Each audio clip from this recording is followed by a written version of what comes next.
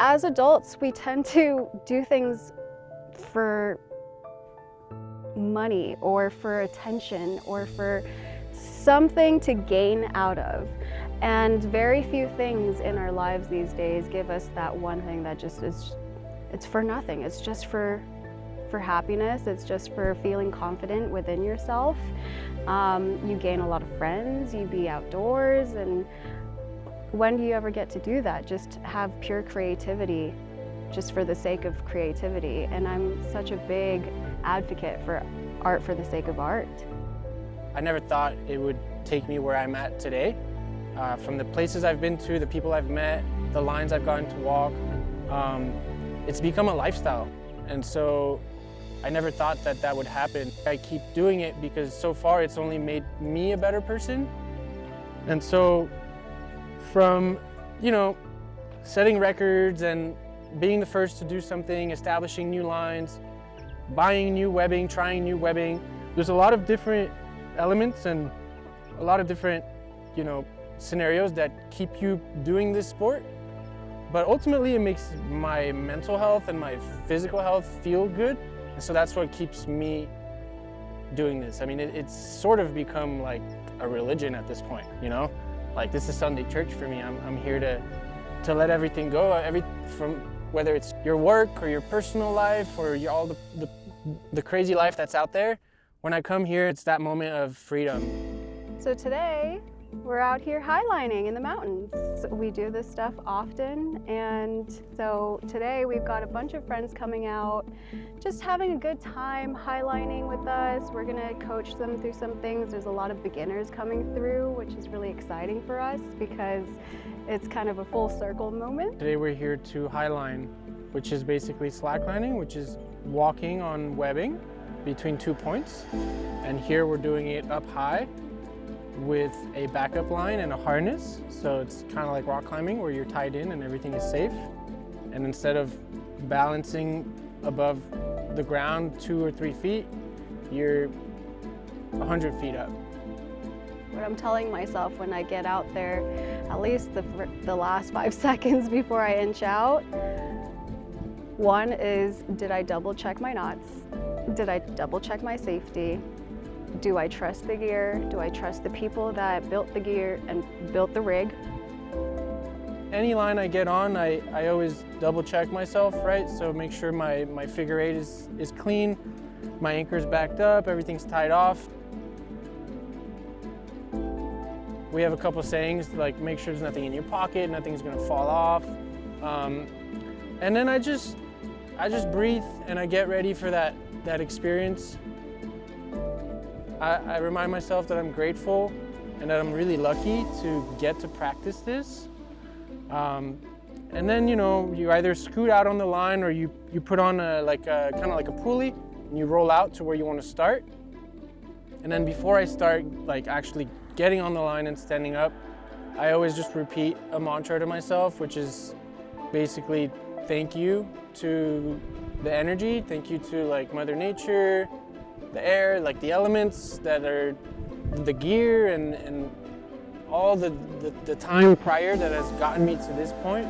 No matter the line, I always just say thank you for letting me be able to walk in this space right now because it's special. It's a really special, for me, it's a really special practice.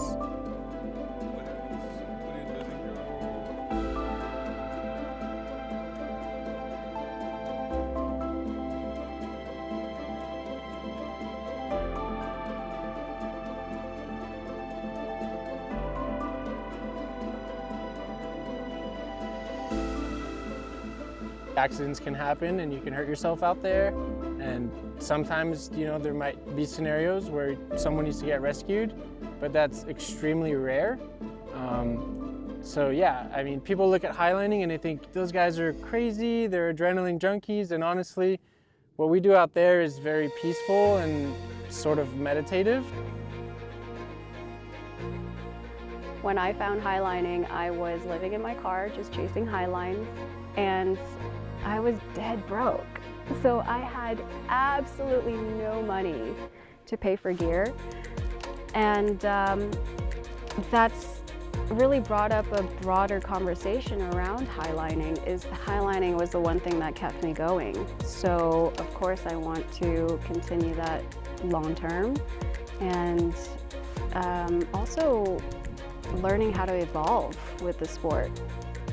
So that's a big motivator, is how can I do this for as long as I can, and how can I do it sustainably, and how can I start contributing to the community at large, to the sport at large, and pushing the sport to the next level rather than just consuming for myself.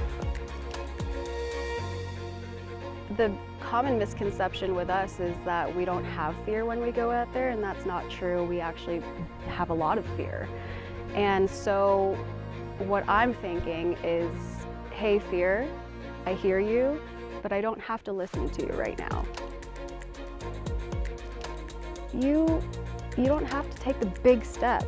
You could just take it little at a time, and you could just literally sit out there and breathe and just feel the space, feel how the line feels, feel how your body feels when you're suspended in air, and that is enough.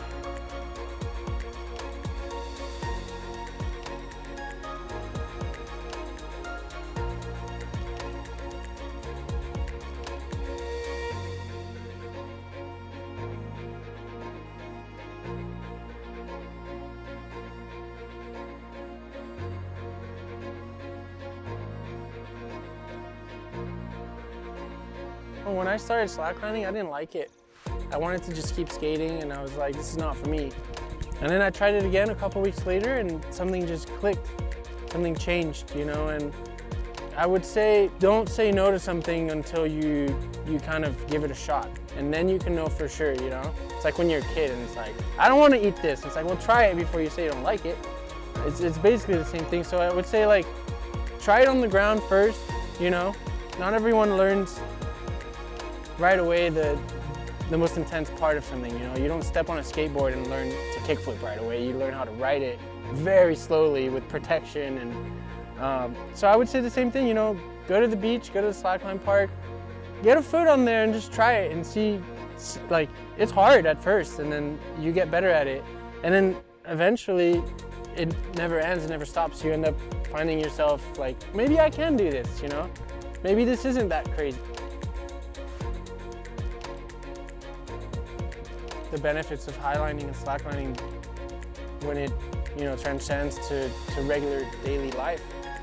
It takes patience, it takes resilience, it takes practice, and sometimes in life it's the same, you know? Like, you don't go ace a test tomorrow on a subject you've never studied. It takes time, it takes hours, sometimes years to, so it's helpful, you know, if you have goals you want to achieve, slacklining can be a tool to get you mentally ready if you want, you know? I mean, yeah.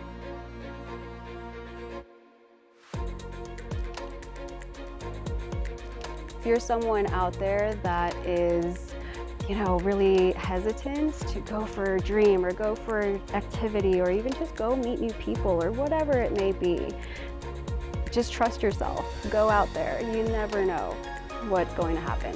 So follow the joy. I think it's really important to go find that thing that lights you up and chase that stoke.